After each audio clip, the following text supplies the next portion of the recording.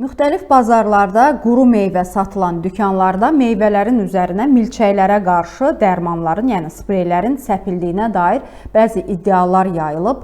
Bu iddialar nə dərəcədə doğrudur? Mövzu ilə bağlı Baku Postaza açıqlama verib. Azad İstehlakçılar Birliyinin sədri Eyüp Hüseynov bildirib ki, bazarlar istehlakçı hüquqlarının ən çox pozulduğu məkanlardan biridir. Onun sözlərinə görə Bakının məşhur Yaşıl bazarında balıq satışı yeri istisna olmaqla digər yerlər istehlakçı hüquqlarının pozulmasına və vaxtı keçmiş malların satışına şərait yaradır.